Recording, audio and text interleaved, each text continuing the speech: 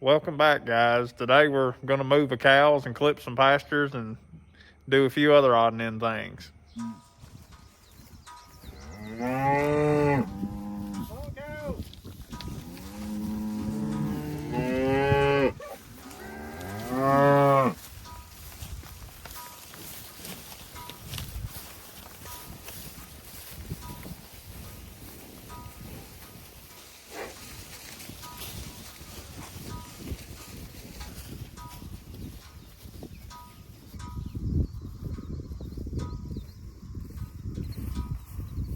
This paddock here was last grazed the last week of April, and you may be wondering why it's not clipped off like the rest of what was grazed already this year.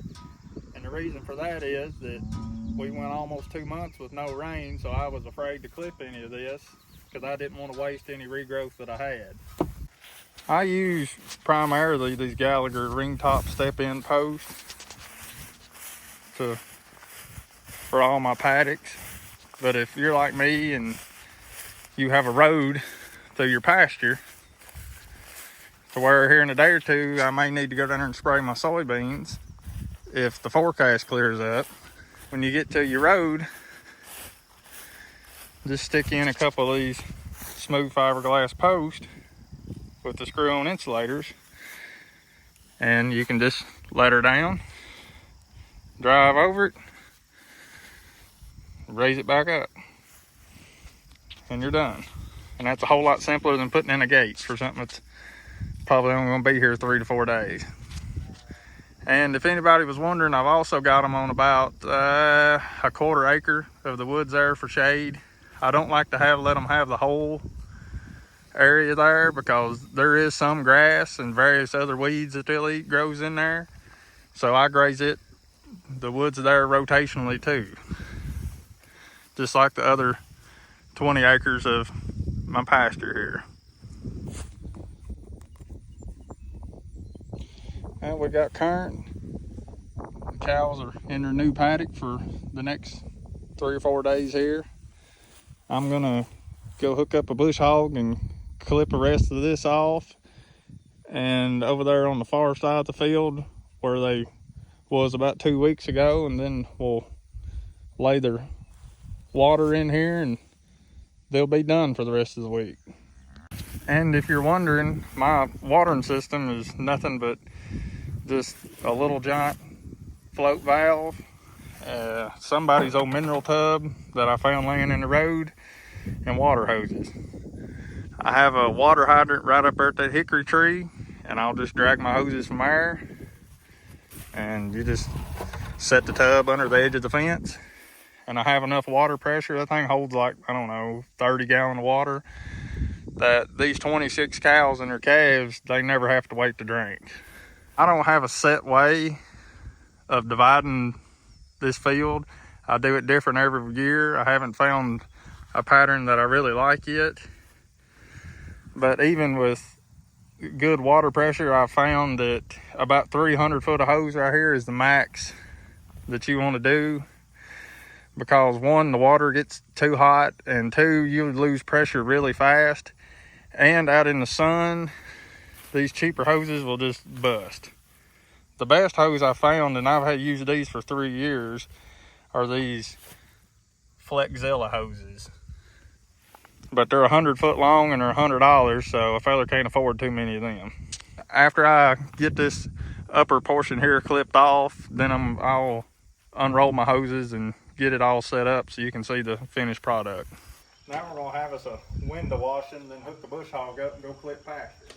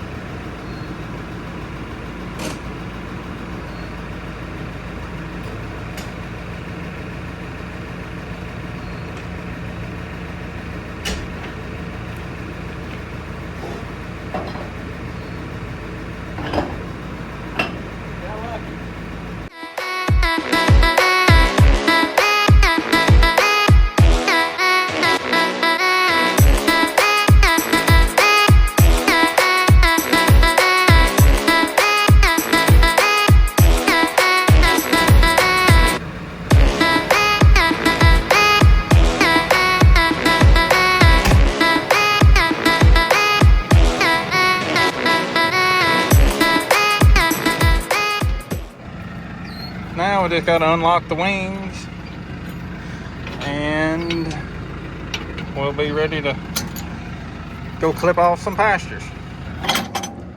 I probably need to adjust that a little. I don't know if I can do this holding the camera.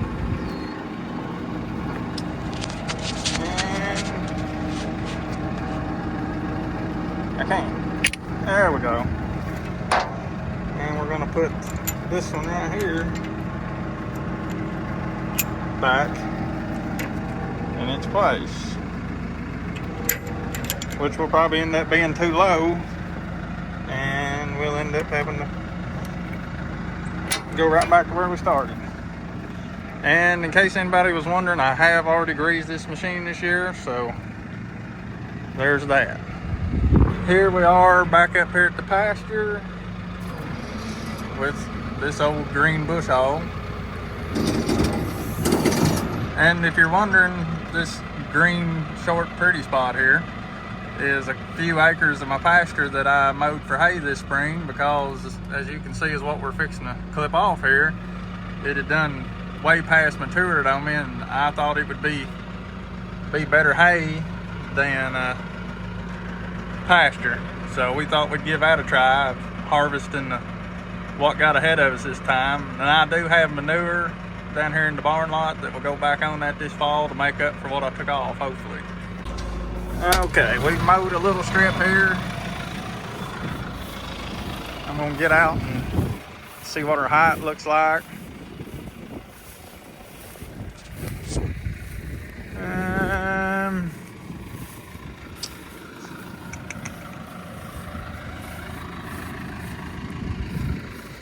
The other thing is, now that this has been, it's on about a 3-week rest, and the fact that we finally got some rain, we can kind of see here beside of us what we're doing. And I almost think, as far as height wise, we may be okay. What I hate is to see this taller grass like this right here, and you can see we're gonna top it. We may try and raise it up a little bit, but I don't want to spend the whole bunch of time messing with it. We may take this one off and put this one that's just a little bigger on there. And of course, we got to go all the way back up to the tractor. Reach up in here.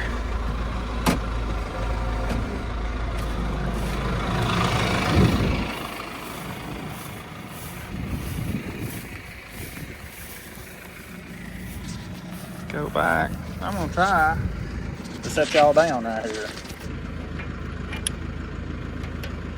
It's gonna make a little difference.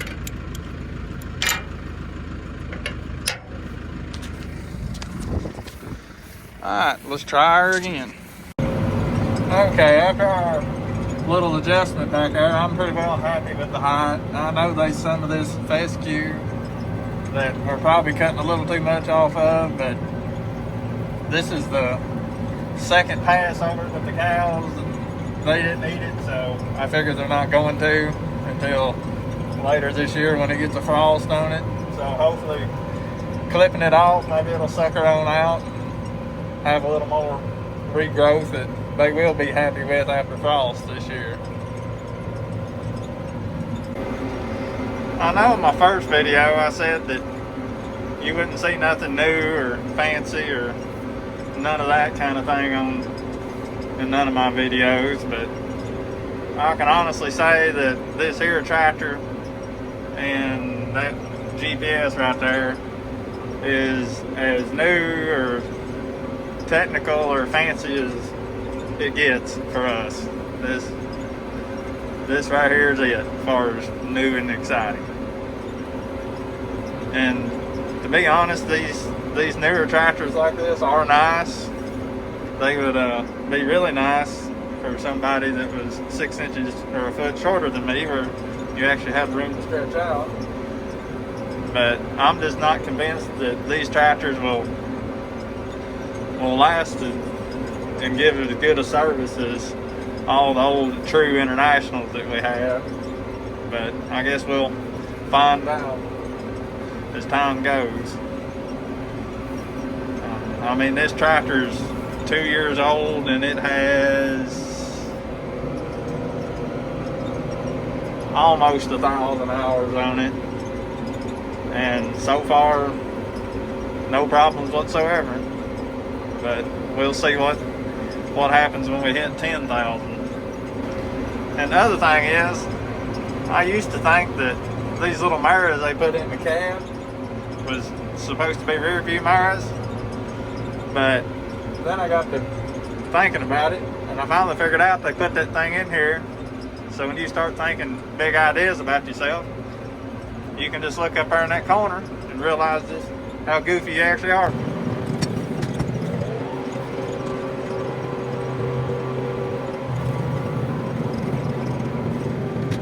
Okay, we got that lower end mowed off, so I'm gonna go ahead and set up the water for the cows, and then we'll get back to mowing. Alright, we got our water hoses all rolled out. Just turn the old hydrant on and we'll have water. Every time I move their water, I always like to come down here and just tip it over and get what little bit of dirt that collects in it out. I was up there mowing along and happened to look down and noticed that the go-go juice indicator here says that we was about to quit going. So I had to fold her up and run down here at the barn, and unfortunately the fuel tank is on the Dodge truck in the barn that conveniently has no fuel line on it at the moment, so I can't get it out. But luckily I think I do have 10-gallon jugs sitting in here in the barn, so we'll pour a little of that in there and go back up there and finish her up.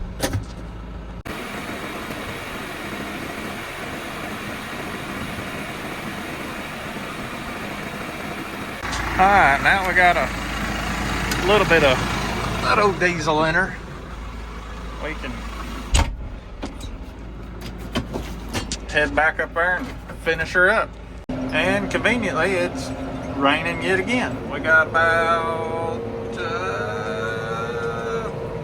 maybe 2 acres, and we'll have it all clipped off except for the paddock way down there where the cows are now. Also just noticed this random stick stuck up here in the corner of the cab, and I can't help but wonder what its purpose is. And an older tractor, my guess would be the fuel gauge, but I honestly have no idea on this one.